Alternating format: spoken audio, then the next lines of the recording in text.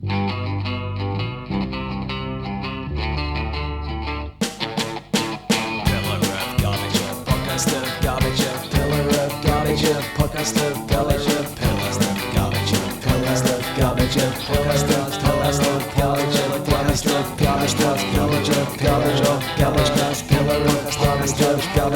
TSD Talks. Hey everyone, welcome to episode 6 of the Pillar of Garbage podcast with myself and my wonderful co-host TSD Talks. Hello. Say hi, TSD. Yeah, there you go. Yeah. This is a bit of a preemptively did it. the perils of recording across the Atlantic. That's the ping for you. But yeah, this is a bit of a special episode. It's going to be a bit more focused than normal. We're going to be talking all about YouTube sponsorships. So, because I feel like that's a kind of as focused as two very unfocused people rambling for hours upon end can be. This is focused unfocusedness. That's what this is going to be. Yeah. But for this reason, I feel like maybe we're going to get some new viewers. Maybe we're going to get some people being like, I always wondered how sponsorships work. I don't know who these people are, but I'm going to listen to this little podcast episode. So, I'm not going to do some sort of silly intro bit like I sometimes do, TSD. Oh. I don't want to be alienating to our new viewers. I love our new viewers. If you're listening to this and you're a new viewer, don't go. Stay. Please, we're begging you. We really care about you. Yeah, It's been too long. How did you do on your math test that you told me about? Yeah. You haven't called your mum in Asia. She's really worried. All right, yeah, so whatever. That's that. So I guess we kind of some context. You're the only one who's actually like really gotten sponsorships. So I've done a few, yeah. We've got I think this is a fun structure for it though, because I'm the kind of, not in the context of pro YouTubers, but in the context of us and our listeners, I'm the kind of grizzled vet, right? Yeah. And you're the kind of you're the star-eyed. The audience is newborn. the kind of exactly. But you've kind of got a foot in both worlds, yeah. Right? So you're kind of the intermediate figure here, and then the audience is just like a bunch of clueless little guys who don't know anything. Except you new listeners. We love you. Don't go anywhere. Please rate us 5 stars. All the old listeners, though. Right. Boo. Forget what are you doing here? Yeah. You know what you did. Yeah. But no, that's a good point to kick off, though. You've not been sponsored. Have you ever had any offers? Well, I don't think I've ever had any real offers. But well, that's the thing, isn't it? Yeah. But I didn't ask you if you had any real offers. Please do go on. Over the years, I've gotten several emails asking me to like promote virusware, basically. Just like automated emails that's like, hello, YouTuber, TSD Talks _ we have a very important business opportunity for you that we thought you would like after our extensive research on you, TSD Talks 97 or something. I don't know. It was just so clearly like data scraping, like moderately successful YouTube channels that if you have a video that like even goes halfway kind of algorithmic, like even if you get a few thousand views, you probably are going to get these emails. I got one 5 hours ago, so that's just an example of how common they are. I don't think it's quite the same, but it's like so this one says business consulting at Pillar of Garbage dash Saberforms. But it's not from Saberforms. It's from Real Jim Tring, then a bunch of numbers at viralpromoters.com. And Gmail has helpfully put a little fishhook icon next to it. And is telling me this message looks dangerous and that I probably shouldn't click on any links. Thank you, Gmail. You've got some good functionality left, which, would be surprising to hear after your whole pushing of the AI summarization thing. Exactly. Every Google ad I get now is all about their Gemini playing both sides. ChatGPT thing. I just, it's like everyone's doing it. It's every advert on the telly I see is just some new phone with some new scary AI thing that swaps faces around. I don't want a phone that swaps faces around. I want a phone that doesn't crash. I saw an ad for Gemini that was like this guy who was nervous about a date he was going on. He was trying to ask Gemini for some good like pickup lines, and it was so dystopian. It was like a parody out of something. I don't like that you'd see in like a Blade Runner movie. I think we should, I think we're at a point where we should kind of collectively ask the question, should we just do away with computers? Yeah, it's like... Maybe we're at that stage. I saw there was an article that went around that was like, how AI takes up a ridiculous amount of power to use. Yeah. I saw something that was like, AI is pulling a lot. AI is doing a lot of damage to the power grid. Tech bros are looking for a miracle solution. And my thought, like the person, hey, I've got a miracle solution. I've got a miracle solution for that. Plug. It's just called turning it off. Yeah, touch grass. That's the solution for you. Because like, have you seen those? But yeah, so this. You go on. I was just one last thing before we move back and get back on the topic. Because this is a focused episode, guys. Yeah, it's a focused episode. We're not going to have long tangents because we love you, new listeners. Yeah. Have you seen those, like, you ever been on Facebook at all in the last year or so? I love Facebook at the moment. I love it so much. It's just like there's so many like terrible AI generated these accounts that just like post AI generated images over and it's over like, again. yeah, can we get this picture to go viral? And it's like, I'm just a homeless boy in like rural Kenya or something. But I'm a bit of a craftsman too. I kind of make this statue of Jesus with empty water bottles. Yeah, and it's like 5,000 boomers sharing it. Like, why don't these pictures ever go viral? I'll tell you why, Margo, because they're not fucking real. Yeah, and there's also so many like bots in the comments just like it's the. I don't think that the dead internet theory. I think the dead internet theory. I don't think the part of it that's like the majority of the internet is actually that, but I do think that that's definitely a thing. Anyway, the dead internet theory has got a lot more true in the past 2 or 3 years. Yeah. But coming back to this spam email, right?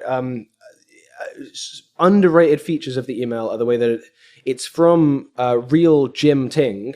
It's from a company called Saberform, and there's obviously it's not fake. It's not the fake Jim Ching. And the signature box has a bunch of Chinese characters.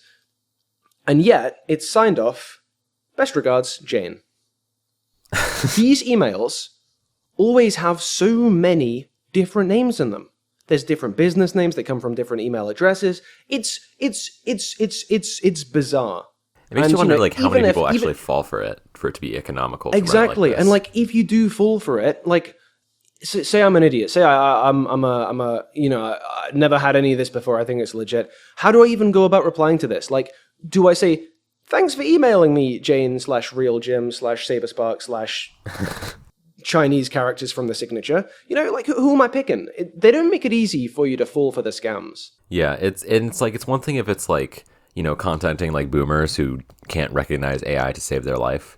But like, if you're targeting content creators, these are people who are at least somewhat savvy with how the internet works because they were able to make the content that got enough attention in the first place. So, I don't know. Yeah. And there's like a spectrum of legitimacy when it comes to people just kind of reaching out to you cold. And this is the very bottom of that. The top end, you have like, ad agencies and companies reaching out to you directly. We'll get to that in a bit, but it is a spectrum. There are steps there. So like, yeah, I've been reached out to by like indie like game kind of developers. Well, like I don't want to give them too much credit. People who make things which look like games, and like obviously a game developer's throwing something together in like an afternoon and it's possibly like Steam asset flips and stuff like that. Yeah, exactly, that kind of thing for sure. That is the term I was fruitlessly searching for. And I've had a few emails from like kind of like indie like webcomic people, and it's like in these cases, obviously what they've done is they've just like they've got a directory of like 1,000 content creators, and they've just spammed these out to all of them. And like the terms are basically, hey, promote this on your channel, and for every 10 people that buy it, you'll get 50 quid or something. And it's like, okay, but no one's going to buy it.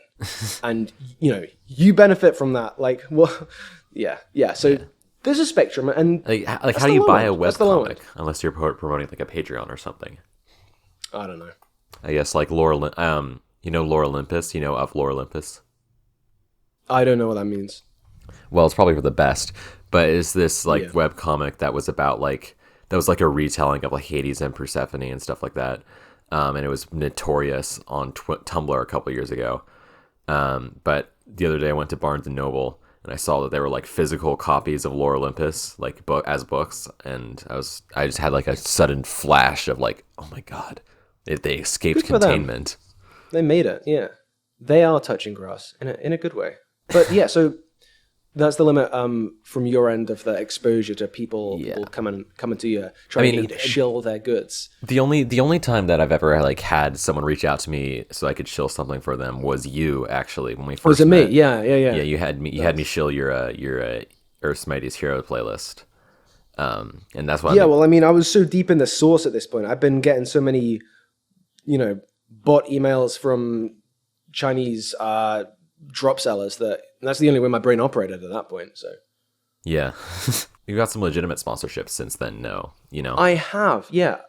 Okay, so I think before we get into any of the more kind of structured discussions or pogservations or whatever, just like I feel like I'm gonna quickly lay out the basic kind of structure that a lot of the time sponsorships will have. So most of the time, you're just kind of chilling. You got a video that done well recently. You will get emails. And most of the time, in terms of like, not talking about the stuff that doesn't go anywhere. Maybe we'll talk about that later. But in terms of if you watch a video and you see there's a sponsored section in it, how did that come to be?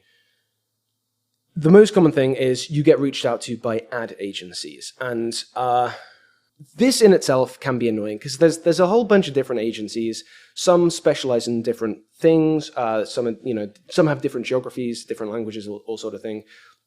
And crucially, some have a lot more respect than others. So one of the annoying things about getting reached out to by ad agencies, and there are positives, of course, we'll get to those. But one of the annoying things is, so as I understand it, they choose channels to reach out to based on obviously they're not going to reach out to a channel that's got 200 subscribers even if they've got a video that's going really well. It's kind of established-ish channels that have videos that have done well recently, and then they will just, because the way these business-wise, the way these agencies work is a company will be like, hey, we want to do some advertising for our product. So maybe sometimes they will have outreach guys in that company that approach content creators specifically, maybe the bigger content creators, but then also they'll be like, well, we want to sell 100 ad spots. So I'm going to call up YouTube creator agency real name. That's one I just made up, guys. Don't fall for that. Don't eat the onion there. And then they're going to say, hey guys, can you find 100 creators who want to do this ad spot? We'll pay you a bunch, you keep some, you pay them some. Yeah. And then the agency will be like, okay, we've got to fill 100 spots. So let's reach out to 300 guys. So they reach out to all these guys, and basically they're like, hey, here's a product. What would your rate be? And this is where the trail will go cold for a lot of people, because depending on it's kind of like a blind auction a lot of the time. You then you hit them back and say oh yeah, okay, I'd be looking for this kind of amount of money for, say, because they'll come to you, they'll say we want to do a 60-second advert in the first 3 minutes of your video with a pinned comment and with this and with that and blah blah blah. How much would you charge? So you tell them that, and then you got to be careful, because if you say a number too big, even if it's a reasonable number, you're just going to end up in the bottom end of the people that reach back to them.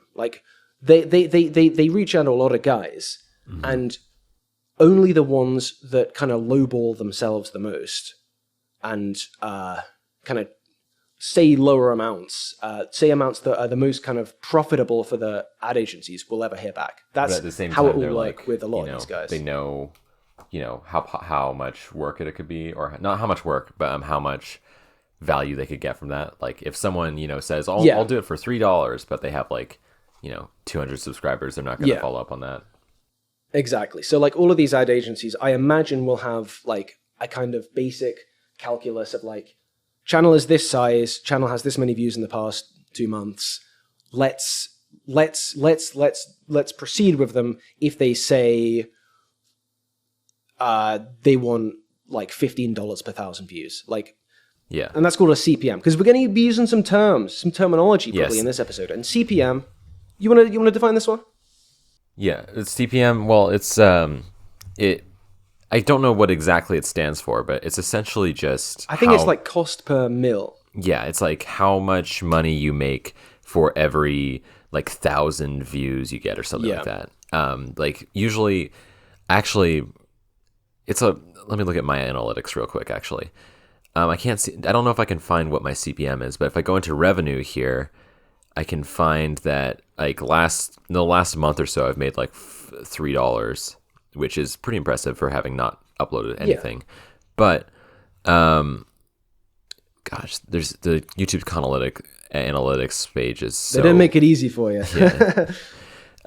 Okay. So for one of my videos, the Queen, Deltarune Queen one, or I guess I could say the high top one, they both make about the same, but my playback based CPM is about $5.41, which which according to this, it says it's how much advertisers pay every 1,000 times your watch page content is viewed with ads.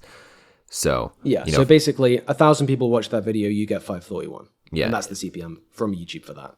Yeah, and obviously the CPM is the same term, but it doesn't just mean what the YouTube ads pay, right? It's right. It's a kind of an industry standard term, but like in terms of getting sponsored, the CPM is going to be higher than the YouTube thing, but it varies a lot depending on what niche you're in. Like I think gaming channels, unless they're the big ones, on YouTube they get paid less, and with certain sponsorships, they can get it can be harder to negotiate that kind of thing. The thing about the gaming channels though is that it's easier to balance out getting paid less because you can upload more. Oh yeah.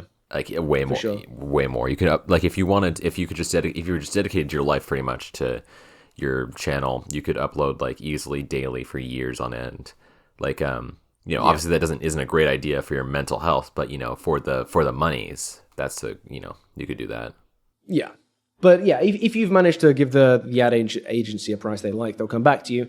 And then typically how it goes is they'll say, cool, we want the video in this window.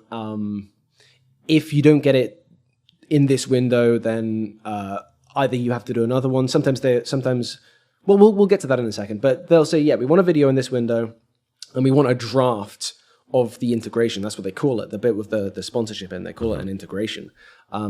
They want a draft so they can, maybe sometimes in the contract, because sometimes there's a contract, sometimes there isn't a contract, and you just kind of have to go on faith.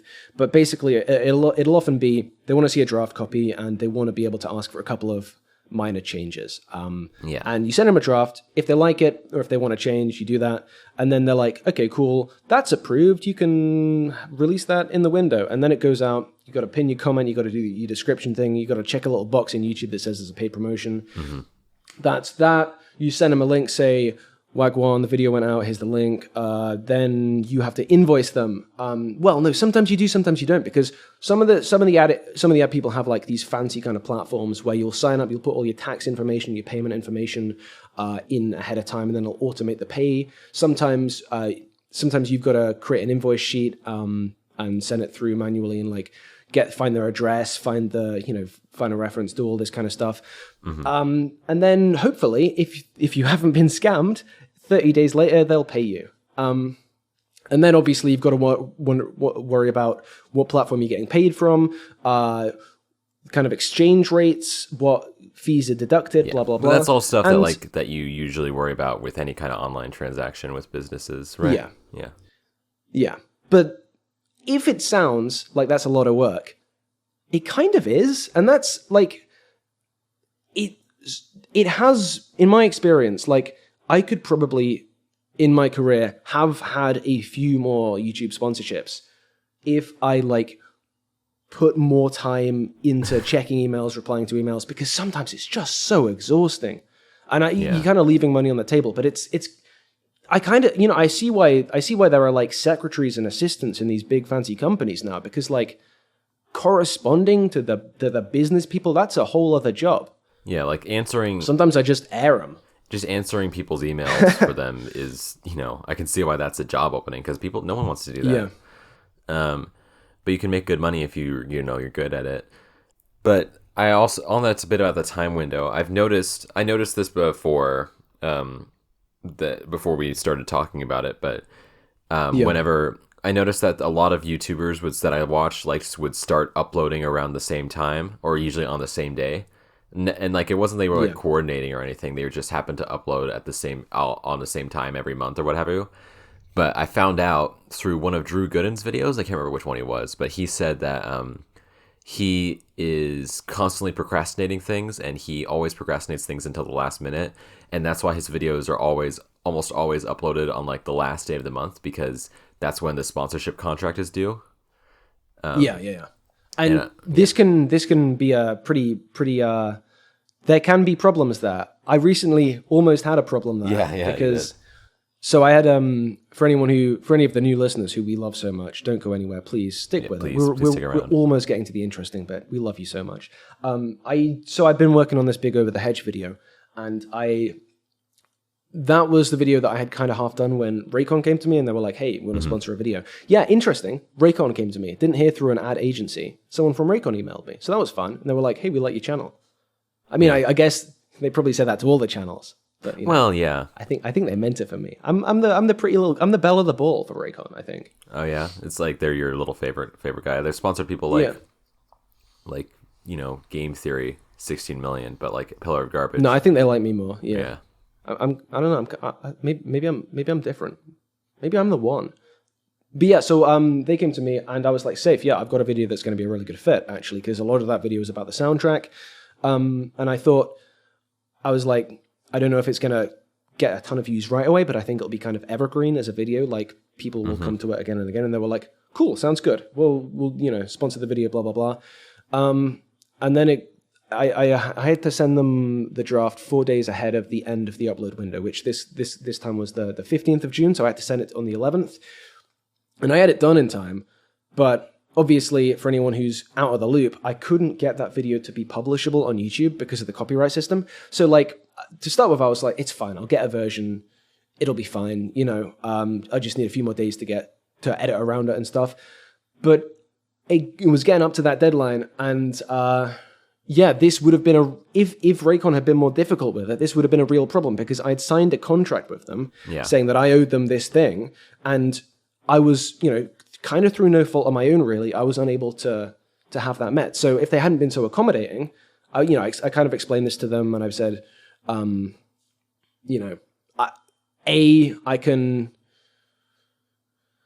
can like really ruthlessly edit it and kind of release it in parts, which would get passed, or B, I can just try and cook up another video with the same ad spot in real quick and get it out within the same window. And they were like, yeah, all right, that sounds good. Yeah, and that video we've already seen the Fire in Space video, right? The Fire in Space one, yeah. I wrote that in like I did most of that video in like a single 16-hour shift because I was really needing to get into this window. I mean, I'm sure they would have been understanding if I'd blown past the window. But you didn't want to take that chance. Exactly, yeah. Because especially if this hadn't been with Raycon directly, and if I hadn't been talking to the person directly, if it had been through an ad agency, it could have got quite ugly. Yeah. But that worked out in the end. But exactly, circling back around, it's a lot of the videos you see coming out at certain points are going to be, the kind of how long a person works a video. Maybe that Drew Gooden video, maybe he was going to put a few more minutes in there, but he had to kind of wrap it up and get it out on that window, Yeah. Also, on the kind of timing front, it's interesting. You always get the most emails from sponsors at like the start of a quarter.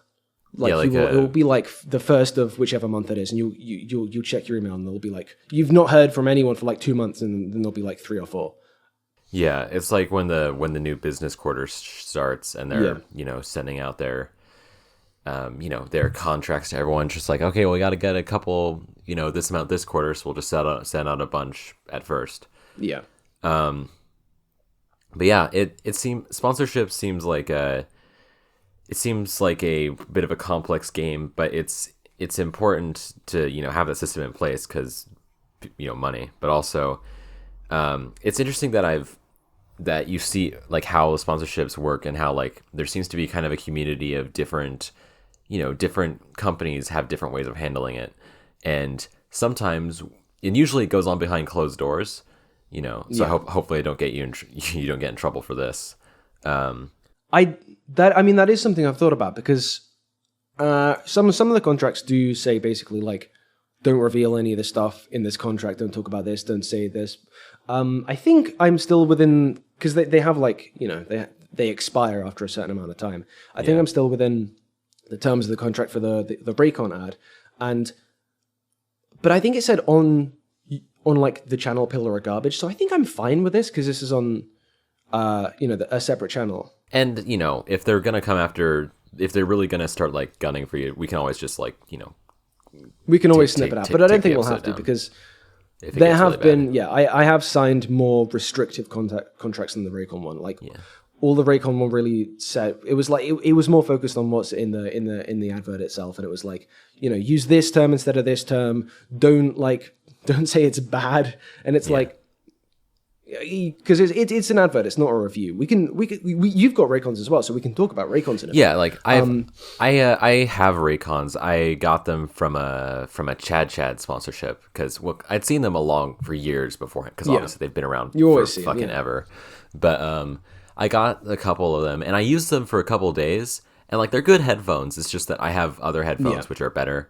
So like I can like if but they're for the for their price point, they're pretty good. No, I think so. I mean, I'll talk about that in just a second. But like, in terms of, because some people might be thinking, oh, if there's contracts that say you can't criticize a thing, then I've lost a lot of faith in YouTubers. It's sometimes with certain companies, that can kind of be a factor of it. Like I imagine the contracts a lot of people have signed with BetterHelp at the moment mean they're effectively gagged. But like with with the Raycons, for instance, and with other kind of like, hey, we'll send you a thing, try it out, then advertise it. Things I've done in the past. Like typically, you won't be signing the kind of the gag part until you've tried out the thing. So if I didn't think Raycons were worth advertising, I just wouldn't have done the contract. I wouldn't have signed it. I wouldn't have done the advert. So like it's not like I haven't lied to anyone. It's just there's an order of these things. And let's talk about Raycons for a minute because but this one isn't the sponsored. observation no, this isn't sponsored. Alternatives are available. You can criticize. You may not be able to criticize, but I will if need be. Yeah. And you can. No, I mean I'm going to be totally honest. I'm going to say exactly what I'm thinking, but I would just say, like, I think as an example of one of the things that's in a contract, I think I'm not allowed to mention brand names or promote like Raycon competitors on the main channel for like the period of the contract, which is reasonable enough. But again, it's interesting because there's so many VPN sponsorships online on YouTube. You can tell when people are like, their contracts have expired, so we're going to like Surfshark, and then you go to ExpressVPN, then to Nord. In a really good period of the channel's kind of views last year, there was one I'd done like one VPN ad or something at a certain point, and I hadn't realized that it had a really long exclusivity thing. So basically, I just missed out on being able to do another one and get a few more £100, which would have been super helpful because of the. It is annoying, the exclusivity things, especially when they're made really long. But that's another thing. Raycons, right? So the Pogservation I was trying to get to. Well, I wasn't really trying to get to it. We're kind of headed there. Yeah, we were headed there. But yeah, where we were headed was, and I'm not saying all of this is a bad thing, but I think there is kind of like a really high bar people have with YouTube sponsorships. Like because on the telly earlier there was, I don't know, Asa Butterfield was doing an advert for like an Uber subscription, right? And I feel like if a YouTuber did an ad for Uber, not even an Uber subscription, there'd be a bunch of people in the comments being like, well, Uber's really exploitative, actually. They nickel and dime their drivers. It's not a good business practice. Why are you promoting this? And kind of, I'm not even saying that's bad. I am just saying, like, when I did this Raycon spot, there were a few comments. I think one of them, and I'll send you this to put on screen. It said like, on YouTube, you either die a hero or you live long enough to be sponsored by Raycon. And there were a couple others like that, like, oh god, he's doing a Raycon sponsorship. But like, guys, I think people are just sick of seeing what's Raycon wrong ads. with Raycon? I think that's part of it. Like, I get it if there was like another you're getting comment I was criticized gonna bring for up. like the Uber thing, or BetterHelp, like, or BetterHelp, or whatever, or established titles, or what have you. We're just gonna name all the ones, sever all the ties. Another comment I was going to bring up. I'll let you finish that in a second, but I'll forget this otherwise. Is it was on the Wolverine and the X-Men kind of documentary video I did last year, and So there's a 1 minute ad spot in a 22-minute video. A 22-minute video, which, by the way, guys, I interviewed people who worked on the show. Like, there is information about the show that would not exist without that video. It's a good video. It took a lot of work. 22 minutes. One of those 22 minutes is an advert, and it's an advert for like a VPN or like no, it wasn't a VPN. It was a data scraper. It was incognito. So it's like one of these things you sign up to, or like an anti-data scraper kind of a thing. Like yeah. It's not like the data scraper that's like requests. Here's your social security number, ad agency. It's not like that. Yeah. No, it's one of these things you sign up and it goes to all the web data brokers who have all your details, and it sends the legal like opt-out requests that would take you years and years to do. So that is like another thing which, come on guys, there's not really much to criticize there, is there? And the comment was like, lost me at the sponsor. Sorry, bro. Yeah. And it's just like, guy. I think some of it is just they don't want to see sponsorships at all, which to a point is one thing, but like don't pretend it's another thing, you know? There's also just like a certain, this attitude has gotten a lot less prevalent over the years as people like perceived YouTubering as like a legitimate career and stuff like that. Yeah. But there's this kind of perception of like, oh, you're doing this for fun. You're doing this as a side project. You shouldn't need to monetize it. You shouldn't need to like, because you're not doing real work kind of a thing. It's like, guys, you do know like how much work goes into these videos, right? Like it's fun, but like some people, enjoy their work and they still want to be paid for it. Like, yeah, it's like, I think it's fine. The people that like are so vehemently against like ads on YouTube as well, like just the integrated ones in the streams rather than the sponsorships. It's I think that those ads specifically do get like pretty predatory after a certain point when they start like doing 4 in a row or whatever. But like I'm not against them. I don't like them. Yeah, exactly. But a lot of people are, and a lot of people will just say like, okay, well, if you can't, if your business isn't, if you're a YouTuber and you have to do these intrusive adverts or sponsorships or whatever, then like, I don't care. Maybe that shouldn't be a job. Maybe I'll just like, people think, there are some people who basically think, well, it isn't a job. And it's like, okay, think that if you want, but realize if you do that most of what you're watching on YouTube wouldn't exist if it wasn't a job for people. Yeah. Like if just don't be a hypocrite. Like just like watch like hobby channels with like, that's a pet peeve of mine. No, I totally get you. I do, but like I said, I do think that that attitude is on the way out, which is nice. Yeah, but like the flip side of this observation, like I think in some ways it is good that we have this higher bar. Like something like established titles, right? That got a lot of backlash on YouTube, and companies like that have existed for a long time and advertised in the real world. And like people don't really care if it's on the TV, but they care if it's on YouTube. And yeah, maybe we should care more about kind of predatory businesses.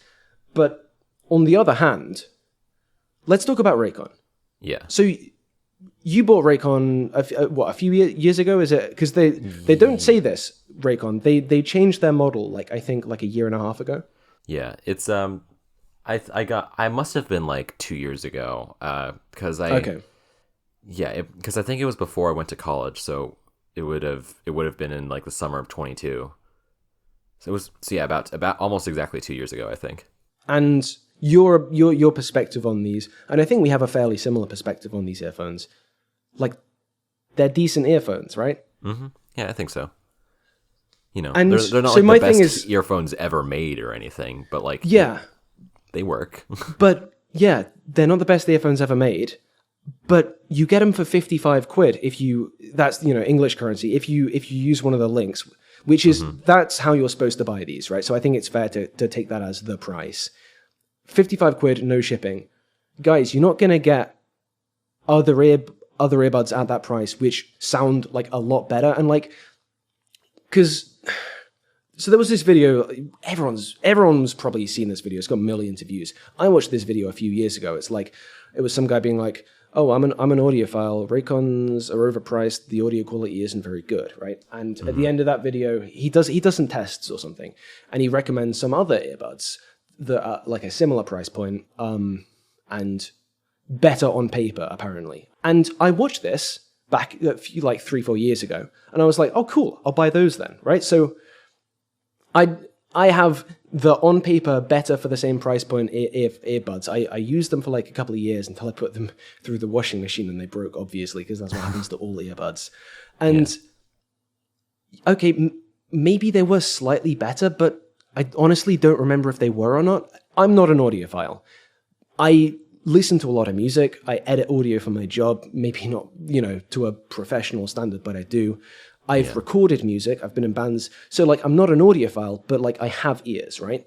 And these better earbuds, maybe they were, like, 5% better, but also they were more money. They were more expensive. The better sound quality for the same price ones were, like, 20 quid more. And also, here's the thing. They had a shorter battery life, and they were less comfortable. Yeah. Like Raycons, maybe for the same kind of price point, you can get slightly better audio according to some graphs, but they're really comfortable, and they last for like 32 hours. So can we stop doing the whole, fucking scam company bullshit? Because, like, I'm not being paid to say this. They're pretty good for the price. Yeah, I think that there's a bit of a, kind of incentive to, like, prove that a bunch of YouTubers, like, be one to break, like, a scandal of, like, a bunch of YouTubers are scamming the things. Because, like, that's, obviously it's good to expose scams or whatnot, but also it feels good to be like, oh, I just uncovered this thing, and it's also lucrative to uncover this massive scheme. Like, there's this video that's been haunting my recommended for the last year or so that's called, like Air Up is a Scam or something like that. And I watched, like, parts of it, and, maybe this is just on me for, like, assuming people think more critically about ads than I do anyways, but it just seemed like his whole point was just, well, Air Up is advertising itself as a new way to drink water, but this is a kind of technology that has been around for a while, and it's not necessarily, like, actually optimal for your drinking experience. And I'm like, that's kind of what I expected, though, because, like, Air Up's whole thing is that they, like, put, smell pods into the water so that it tastes different, and when you drink it, and, like, people are like, oh, this just tastes like vitamin water. And I'm like, well, that's what it's kind of similar. It's what it's the same, basic concept. Like, I don't know. I guess it's just like it's like that, and it's not just Raycon either. Like, even in my experience, because in the past, and to be clear, I haven't watched the whole video, so if there was some other, like, how like, they're actually, like, they also use slave children to mine the air pods from the walls, then, like, fuck that. But from what I saw, gotta get that disclaimer in there. So other stuff that I've physical things that I've done on my channel was I did a couple of spots for a furniture company called FlexiSpot, and I've done a couple for, like, one of these kind of new age kind of slim wallet companies called Extra. And both of these things I've seen criticized in similar terms on the internet. Of, like, I think someone in a very upvoted Reddit comment section who was like, "Hey, I'm a creator. I'm gonna pull the curtain back on some of these sponsorships things." I think he called FlexiSpot, like, a Chinesium desk, which I think sounds more racist than it is. But, like, the idea there is that it's, like, bought cheap, manufactured in China, sold at like, maybe at a higher price to people in Europe or whatever. And similarly with Extra wallets, like, people have been like, oh, the leather quality isn't fantastic. If you keep using the spring e-card release thing, eventually it kind of wears out. And it's like the complaints people have for the thing that makes them into scams or, like, scammy or a bit bogus is just, I think what it boils down to is that these products aren't the best possible versions of themselves. And like, obviously you're overselling them a little bit if you're, advertising them, but, like, but that's kind of what advertisement is, right? If advertising something which isn't the cheapest and the best thing in that section of the market is a scam, then put your phones down, guys. I think like the entire business world is a whole scam. Like, that can't be the bar, right? That can't be the bar. And it's like, and it sucks because, like, there are some legitimate sponsorship scams. Like, the two that like the two that we were talking about, like, established titles is more of an actual scam because they didn't technically lie in their things, like by the legal definition. No. But like they really, really, really misled their viewers, and like they, sold something essentially as what it wasn't. And it took me a while to catch on to that being a scam, because like I think that was different like internationally, because like I feel like relatively fewer people from the UK would have fallen so hard for that. Like I think I've seen in the real world similar kind of things in the past kind of 10, 15 years of like, but they were I think the way those were understood by their audience was more like, hey, here's a fun symbolic thing that's basically just a fancy certificate you give to someone. It's like naming a star, right? Yeah. But like established titles it was got like upsold into something way bigger abroad with established titles. And like, stuff like BetterHelp, of course we should be critical.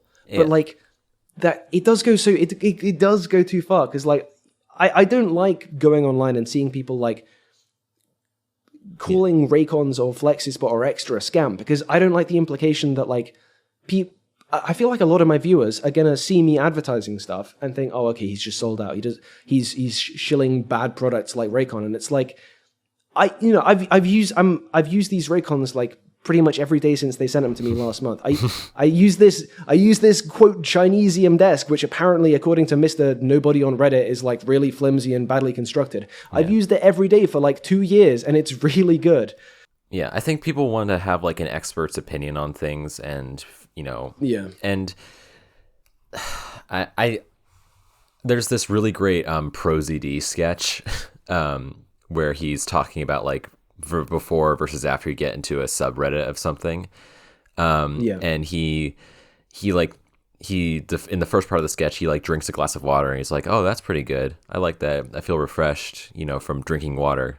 And then like it's after and he's like critiquing like the phosphorus content in the cup and like just debating about what shape of ice cube he should use, and like it's like amateurs, if you like an amateur you really could go with bottled water if you are into that kind of thing. But I personally like to go with a light tap water with a sprinkle of it's like after a certain point you get into the and it's got to be hard water as well, because if it's if it's soft water, what are you doing? After a certain point, like you get into the weeds of, this is not me saying that like, oh, you shouldn't think critically about what you're buying or whatnot. Like obviously you should take, every ad you see, like as long as it's disclosed as an ad, always just take it with a grain of salt to a certain extent. And like whatever, like think critically about what you're saying, but at the same time, you don't need to like, if you get too in the weeds of determining like the exact, what like this product is like 2.1 times better than this one because it has slightly better audio quality or it has slightly better phosphorus content, then it's after a certain point it's like, well, is it doing what it's advertised as? Then if it is, then like I don't think that really qualifies as a scam. Yeah, no, for sure. But like obviously I've got a little bit kind of heated in trying to defend products I've advertised, or more so my integrity through defending those. But like I also recognize in doing that, I probably maybe it's not so reasonable for me to get so defensive, because I know in my head that like I've turned down a lot of sponsorships. I turned down ones that I'm not convinced are legit. I turned down ones that I'm not convinced are good. I'm not I wouldn't advertise something if I genuinely thought it was really overpriced or predatory in some way. But obviously the viewer doesn't know that. Yeah. Like they're only seeing. I have to remind myself of you this. Put out. Yeah, and I'm sure there are a whole bunch of channels that are less rigorous than. I'm not saying I'm some kind of advertisement saint, but I'm just, because it's rough out there. The extra money really helps. So like, of course, some channels are going to have lower bars for that, and I can't really put that on the viewer. For like assuming that I'm doing the same thing, but like, I feel like. In maybe this section of YouTube, like more kind of thoughtful, I would say, well-reasoned critique and like discussion, political kind of angles, rather than, I don't know, just like commentary or drama or something. I would hope that we're getting to a place where creators, not just myself, but creators are like earning a bit of trust from audiences, and like I would hope we can get to a place where it's a bit reciprocal. Like if I saw like, because I don't know. My favorite YouTuber is Jacob Geller, right? And sometimes he does, he'll do like the Nebula sponsorships. They do, the Nebula guys do. But, he does like Razer sponsorships or stuff now and then. And like, maybe it's just my creator showing. But if I'm watching Jacob Geller and he's advertising a Razer or something, I'm giving him the benefit of the doubt that that's like, he's not scamming me. And maybe I don't know, maybe that's too trusting on my part. Yeah, I think it's hard, like navigating anything in this kind of in this online subculture we're all in. It does feel like trying to find your way through a hall of mirrors sometimes. There's so many kind of parasocial false surfaces and stuff you got to bounce off. It's tricky. Yeah, you like there's the question of, this perspective, like a lot of people talking from that perspective, like there's always going to be a certain subset of people who just want to be angry about something, but like people who are genuinely just like upset about it and about this might just, they'll sometimes have legitimate grievances, especially if it's one of the notoriously bad companies or anything, but But there's also this like thing of where, because you don't know what goes on behind the scenes, not saying that you should know or what goes on behind the scenes, because people just don't talk about it, but like, because you don't really know what's going on behind the scenes, there's this uncertainty of like, are they taking this seriously or not? And especially you were talking about like earning that trust. I think that trust was partially earned, but with like the BetterHelp stuff recently, that's kind of being shaken a bit because it's been revoked. Because, a lot of trusted creators are like sponsoring and taking sponsorships from BetterHelp, even though they that's a situation that has been really been interesting to me, because you remember like 4 or 5 years ago when they first got into their they were first some of this came out they got into a bit of a trouble because they found out that people were like, they weren't like hiring licensed therapists or whatnot. Licensed people, exactly. And then like a bunch of people like apologized for it, and then like the company went away for a while, and then it like came back a couple years ago with this new marketing campaign about how like we've totally got legitimate licensing people now guys, we promise. And what I'm guessing happened is that they included a version of that pitch to all of the new YouTubers that they have in contracts now, and then they're like, those people, and like people should like have discernment for what they're advertising, of course, but like it's understandable to not have that immediate instinct of like, oh, okay, well, and also to not have the time, right? Not have the time, but and like because like there's all these exposés about BetterHelp coming out right now, but people often sign contracts like a few months before they advertise or their advertisement comes out. Yeah. And also they're locked in. Because there are people still doing the ad spots now. And I guarantee some of those will be in situations where, it seemed too good to be true maybe, but like it's been like, they've signed like maybe a 6 ad deal or something for a year. And they're just that locked money's into kept that. their channel going, and that they're locked into it. And like, okay, I guess you could try and void the contract, but you open yourself up to being sued, and that's fine for the bigger channels. But people in the kind of medium stretch, it's like they're now in a situation where they either have to do that or they have to destroy their audience's faith in them. And like, yes, they should have had a higher bar. They should have looked into it, all that stuff. But, they're not victims themselves in a way as well. It's, this isn't like, it's the same bad guy. It's capitalism. He's doing all of it. We know that. But this isn't excusing those actions, by the way. Like, especially if someone just doesn't care, which is another entirely possibility. Like you should be careful. But like I think about like Jax Films, right? Jax Films is a YouTuber who last year got into a bit of financial trouble because not financial trouble, but like dire straits. Because his house was doxxed by Sniper Wolf. And who faced no consequences. Yay! Who faced no consequences. It was so cool. But she was banned for monetization for 3 days. So, not 3 days. Not 3 days. Yeah. But he hasn't like I don't think he's outright confirmed this or not, but like it's pretty clear that he moved, and he's like he's been finding new places. Because you'd kind of have to, right? Yeah. Because you just wouldn't feel safe. And so he's been taking a lot of sponsorships because it seems like money's kind of tight, because they must have gotten a new house and they live in fucking Los Angeles, and that's a nightmare in of itself. but he got into a lot of trouble with people because he's got a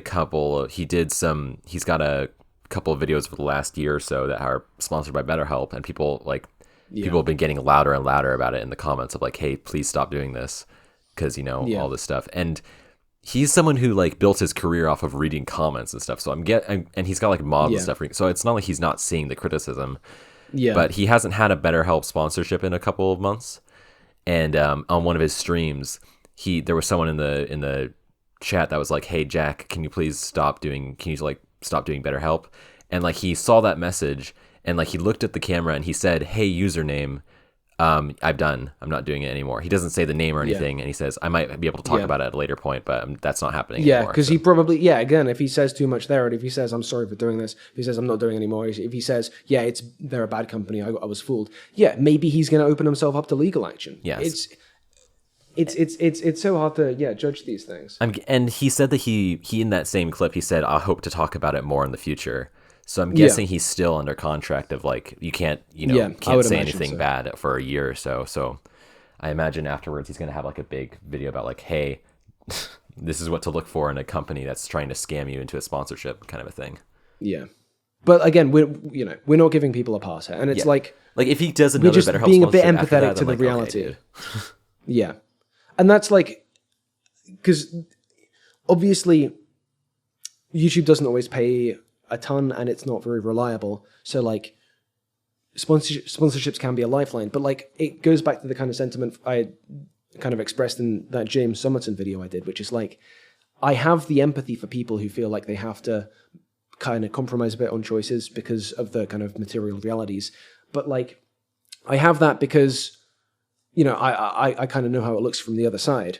But like, the other side of that is, when someone lies about I'm not particularly when they lie about it, or when they do take these kind of shady ad spots they maybe don't need to, or like that they should have looked into more. It's like my empathy for them only goes so far, because guys, I'm not particularly financially secure myself. I don't earn a ton, and I live in a fairly expensive place for now at least.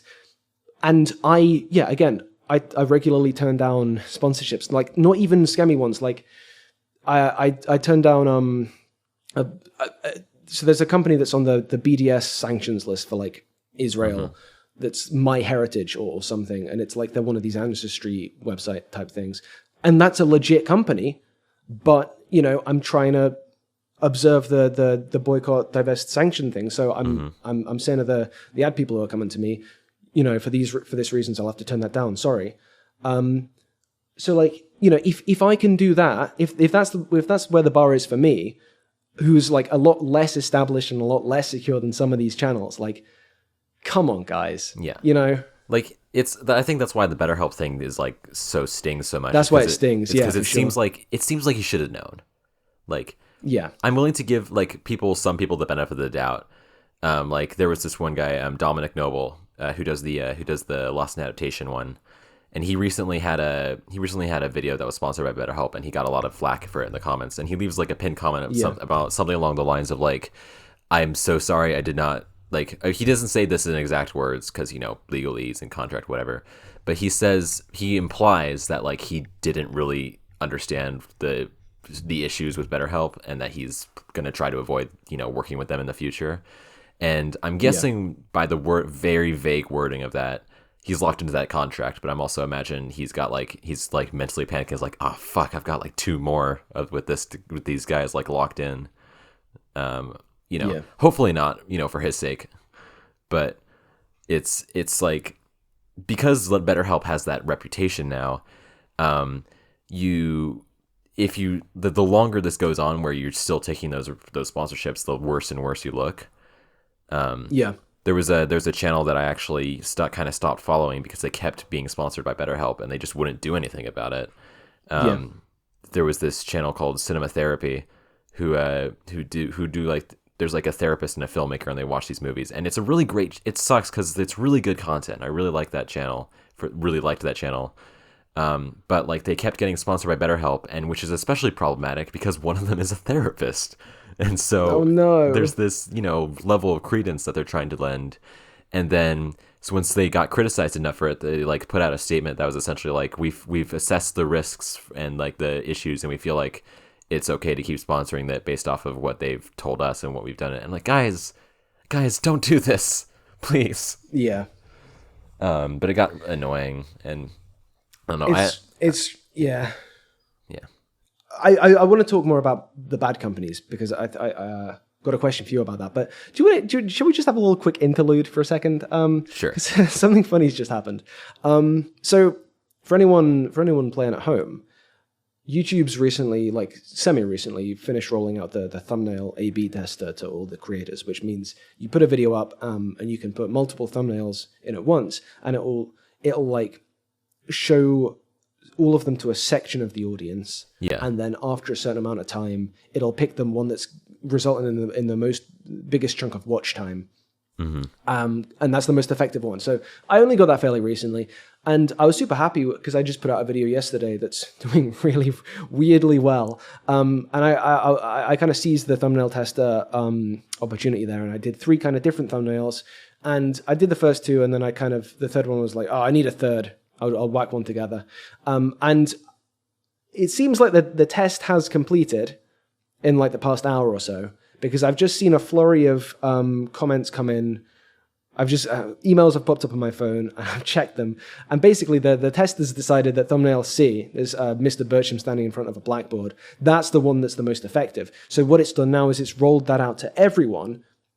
But what I didn't know until all these comments have just come in pointing it out is that because that was the last one I did, and I was kind of in a bit of a hurry, I misspelled one of the words, which is a classic pillar of garbage thing. I've done that a few times on the thumbnails. Pillar of but yeah, garage. So pillar of garage, and I did a video about Asgardian imperialism once. Yeah, imperialism. I misspell things a lot, and just my luck in the video I've put out that's I think done the best start-wise in like a year or something. The thumbnail that it's picked and is now showing to everyone, all the thousands of people that have seen it and clicked in the past like hour or so, says not conservative comedy and its consequences, but conservative comedy and its consequences.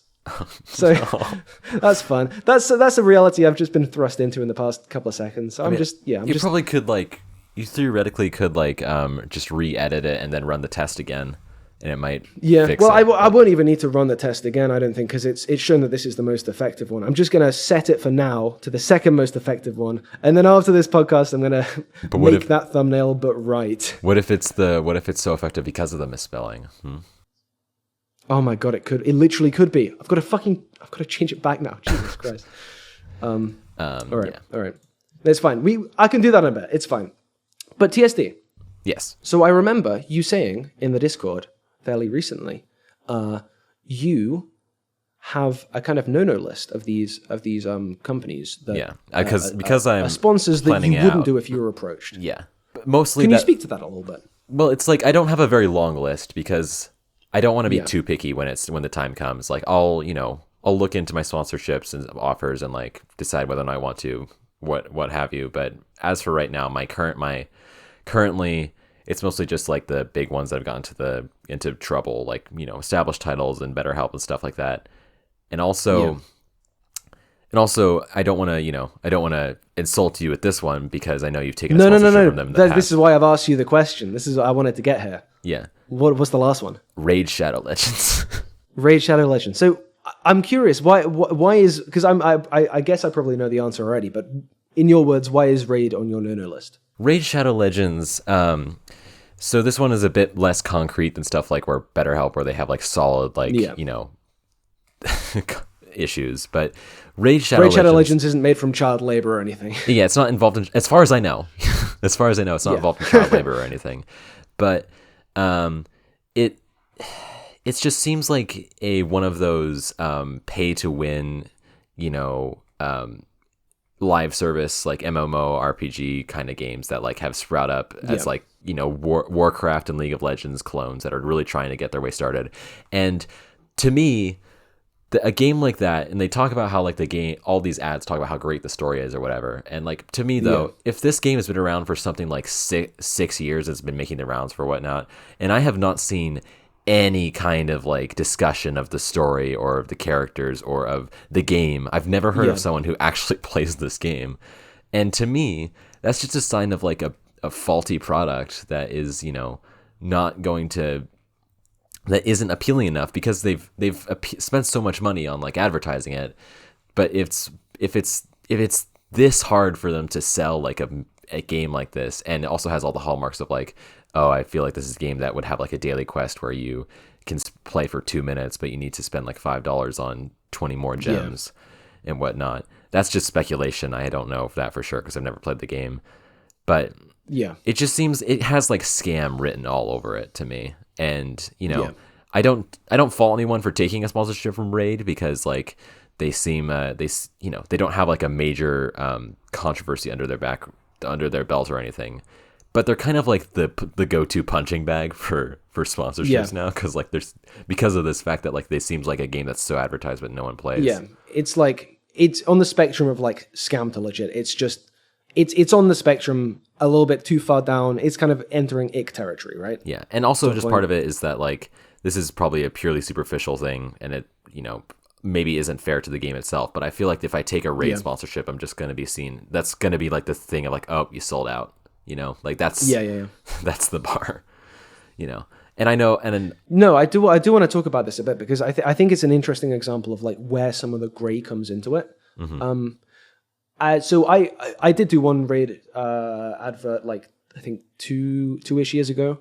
So you're probably out of there. I have turned down that contract. Yeah, I'm out of contract. I have turned down 2 since, and part of it is the image reason. And I'll get to the other reason in a second. But I think it's interesting, like, so a lot of the people will criticize Raid for, like, the business model of, like, it's free, but, like, it gets increasingly grindier unless you pay. Yeah. And the reason I did that ad is that in itself wasn't... I didn't feel that made something worth not...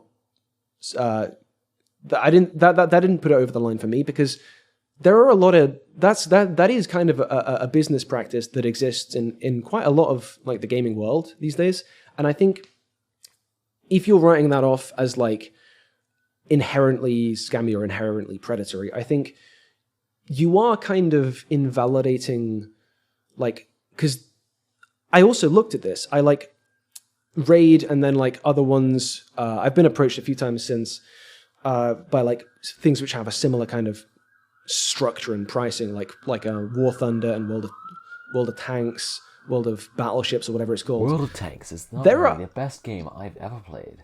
Yeah. No, but yeah, like there are a lot of people. There are like really a lot of people, and I think they just don't break containment so much. But there are a lot of people that play these and really enjoy it, and some of them do pay the money, but some don't. And like I think some of the critiques on that end of it come from people that maybe are less into the kind of modern gaming or like that end of the modern gaming thing, because I feel like for that reason, I think that's just a business model, and it's like it's one that seems a bit weird, and it isn't for everyone, but like for me, it didn't put it over the line, and I didn't even realize until recently because I got reached out to by I think it was World of Ships or whatever it's called not so long ago, and I was like, yeah, all right, here's my rate, and I never heard back from them because that's what happens like 2/3 of the time. You give them a price and then they just air you. But I didn't realize that's the boat version of World of Tanks. And one of my friends in real life, he's always playing World of Tanks. And I think I asked him at this point because I was trying to get I do my due diligence with these things. I was trying to get the best picture I could. And he was like, yeah, I think maybe I've spent like £5 on it in the past like 5 years. Yeah, I just like playing it. You can pay more to speed it up, but it is just fun in itself. And I think that is the case with some of them. To your point about like there are people who play it eventually, and like there's probably people who use constant containment. And I thought about that too for Raid. Is that I thought to myself, oh, there's probably just like a fan base I don't know about that is like really into it. But I think about a kind of similar game. This is not a game that I am against being sponsored by. So if you're hearing this, Genshin Impact, I'll take a sponsorship from you. I'm fine with that. because, and here's why, because after I saw it being advertised a bunch, I started seeing fan content of it. It like advertises itself as like this like story rich game, and like I don't, it doesn't really appeal to like me specifically all that much.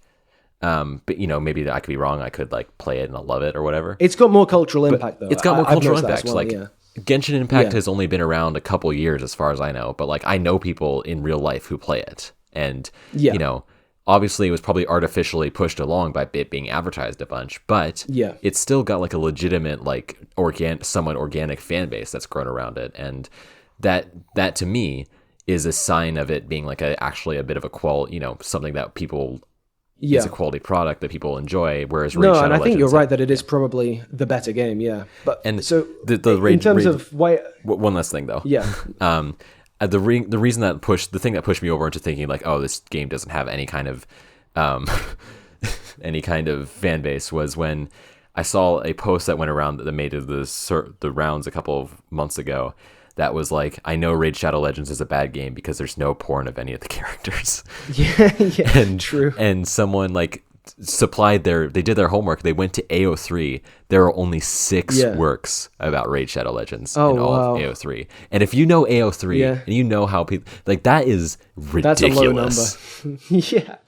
No, I mean, I do think you're right. I think this is all evidence that you are right. That it is just maybe it isn't a great game. But I think for me, that kind of comes back to the like, just because it's not the best thing it could be, it didn't go over that line for me in terms of being something I felt I shouldn't advertise in the past. But the reason, one reason that I haven't done more when I was reached out to was, so another thing people bring up for Raid Shadow Legends, which obviously I think there's some legitimacy here as well, is that like, okay, so it's kind of gamifying the grind kind of loop in your brain, freemium, paid currency, blah blah blah. But it's doing so with kind of the bright colors and the fun animation to kind of appeal to children, and like that is more predatory than it would be in adults, and I think that's true. And the reason I did my ad back in the day was because I checked the analytics, and YouTube was telling me that it was something like 2% of my audience was below like 18 or something. I don't know if that's exactly right, but it was in that ballpark. So at the time I was like, okay, maybe that is a valid critique, but it's not one that has much play with my audience. And then I realized after the fact, when I was thinking about, oh, should I do another one? I thought, hold on, when I was under 18, did I have any account on the internet that said I was under 18? Right. And yeah, so I realized then that there probably are a lot more children in my audience. And that's just like you cover like superhero stuff and Yeah, exactly. And I should have realized that sooner, but that's one of the reasons you've not seen me do another one since. And it is a shame because, what they say is true. Raid do pay a bit more than a lot of the similar other ones. Should we be cheeky? Should we talk about price? Because no one ever talks about money on the internet, do they? No one ever talks about money. No, I just can't say I don't think anyone's ever mentioned money ever on the internet. Yeah, no. It's this new thing. It's like you get these coins. What? Yeah. These funny bit. schmeckles. In medieval China, the coins were like tied together on strings.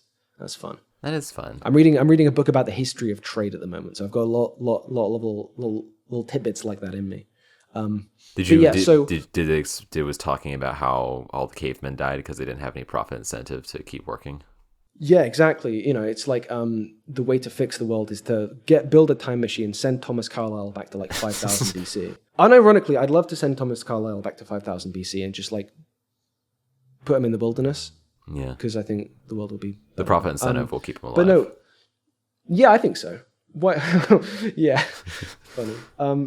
Let's talk about money though, because people are always, even in this podcast, I've been like, oh yeah, and this is how you say your rate, and then they come back to you. Because one question that is always asked in like when people are like trying to become semi-pro or pro content creators is like in a lot of the kind of like partnered YouTube spaces and the Discord servers and the Reddit forums and whatever, people will be asking how people calculate the rate for sponsors. And this is, to my knowledge, this is what I heard back in the day. What you do as like your general kind of your guideline is you you take a standard CPM of, say, $20 per 1,000 clicks, right? Just take that as an example. And you take your last 10 videos that have been out, say, more than 2 weeks, and you get the mean average of their views, and then you times that by the CPM, and then that's your asking price. So for me at the moment, let me just get my channel up. Let me get my little calculator on my phone. So you do $20 a CPM? $20 times the mean, yeah. So right, so 35K plus 47K plus 66 plus 83 plus 30. That's 5 of them. Let's not lose track. Plus 3.1. That was the Q&A. No one watched that. Plus 32. Plus 362. That's the Smiling Friends video, which I saw no money from. Thank you, YouTube, for that. Plus 266. Plus 84. And that's the last 10. We divide that by 10. My mean views for the last 10 public videos that have been out in the past over 2 weeks is 100,000 views. Apparently, maybe the maths is slightly wrong there. I don't know. Maybe I did 11 or something, but like that's ballpark right. That's a pretty solid like round number. Yeah, exactly. It's nice. We can all imagine it in our heads pretty clearly. So you times that by 20, and the formula would suggest that I could then ask for $2,000, right? Here's the thing. I would never ask for $2,000. I think you would. Maybe I would if like my mean was 100,000 views, and all the videos were like around 100,000 views, and like maybe if I was a channel that had a face and had like a more kind of thin niche, like with less variation of the stuff I talk about, I could go to a sponsor and kind of ask for that kind of money, like, you know, $20 CPM times the mean. But I can't. In the early days, I tried to ask the numbers that equation would give me. So like I'd be asking for like, you know, it would come out that I should ask like $900, and I'd ask for like, you know, $850 or something. And 9 times out of 10, I didn't hear anything. And the 10 times I did hear something, you know, it was a counter offer that was significantly lower.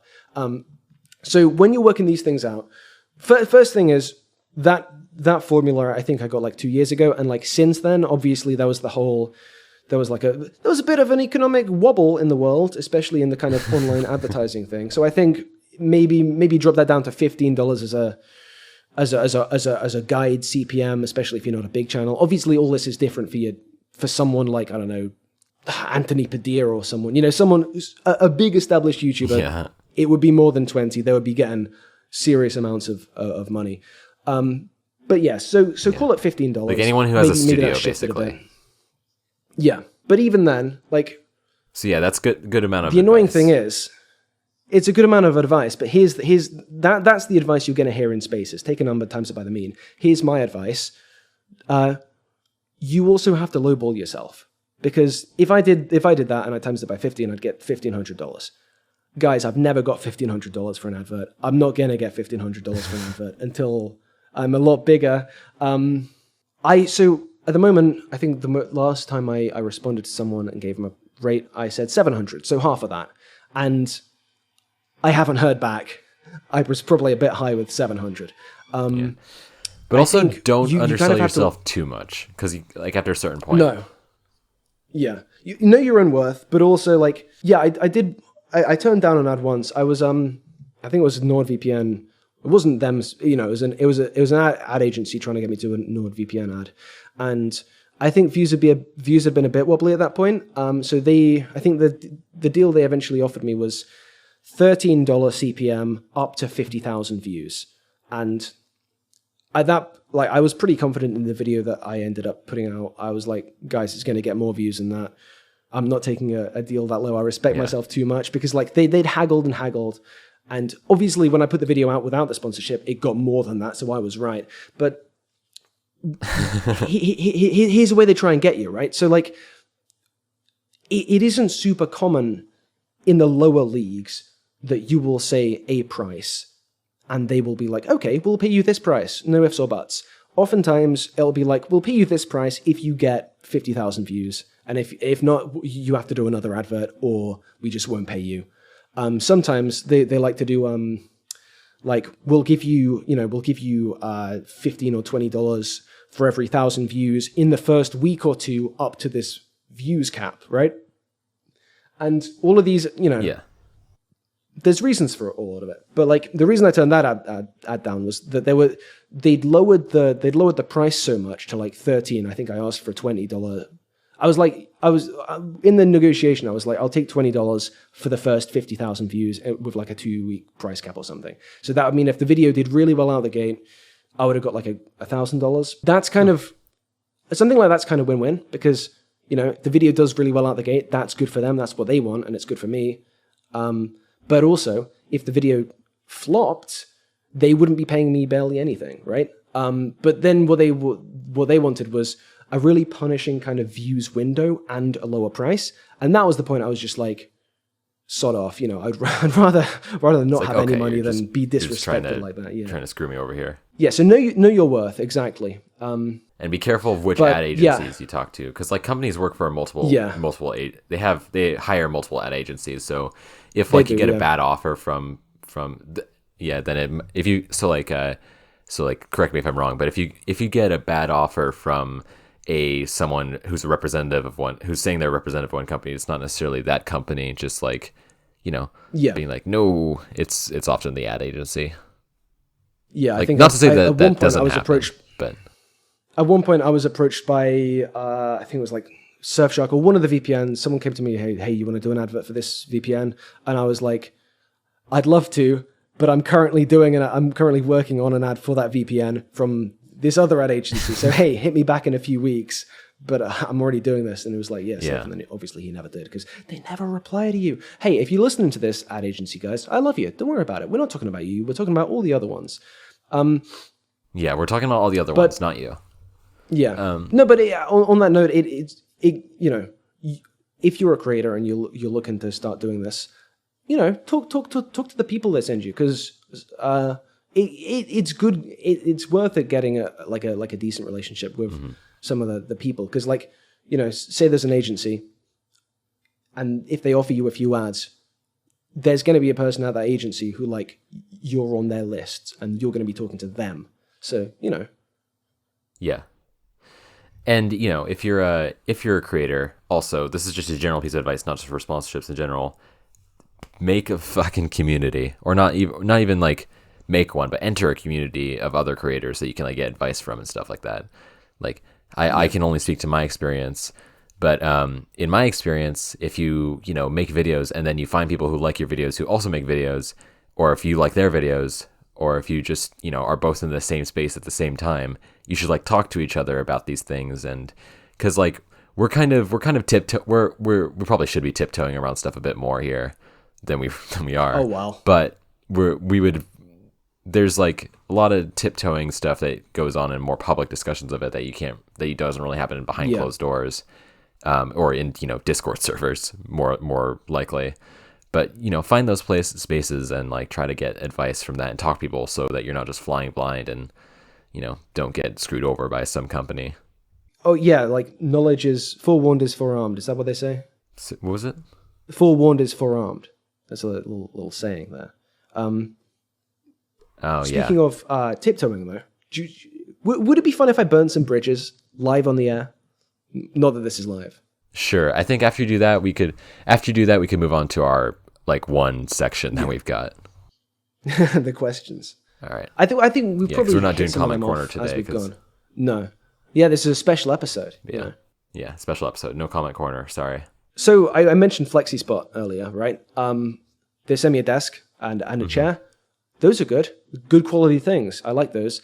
The people who have reached out to me since, not as good as the furniture. Hey guys, what are you doing? Here's something that happened. Here's a fun story. So with those adverts, I didn't get paid anything. I got the furniture, and that happens sometimes, especially if you're smaller. And some sponsors will be like that. They kind of won't pay, and they'll just be like, here, have our thing, advertise for our thing. And that filters out as you get bigger and as the companies get more recognizably named. Raycon sent me earbuds, and they paid me as well. Thanks, Raycon.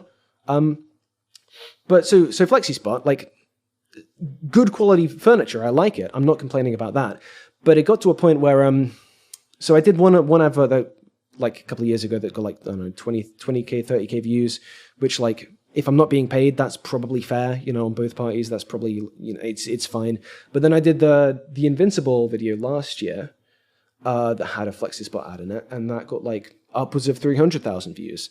So I got a chair for that, and they got over 300,000 views worth of engagement. I emailed them back. I was like, hey, this went well for both of us, huh? You want to do some more business? Did I hear back for them? Not for a while, TSD, but someone else from the company emailed me,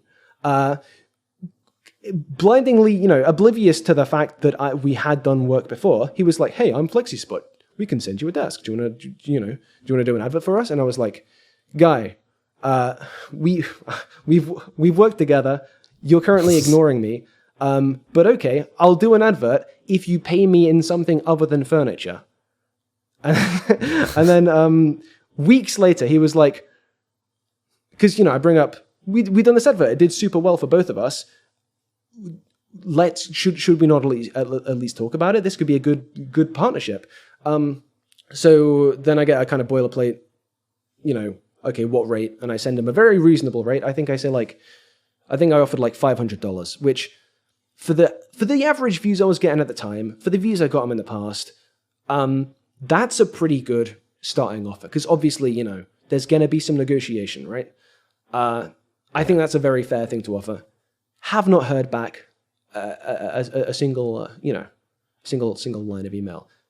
I think it would be at least, polite to be like, no, I think that'd be fine. I can burn some more bridges. Maybe I shouldn't be burning bridges. Yeah, I don't know.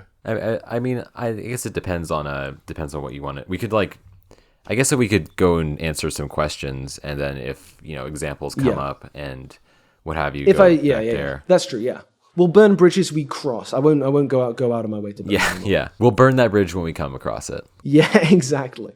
All right. So questions. What is your favorite superhero?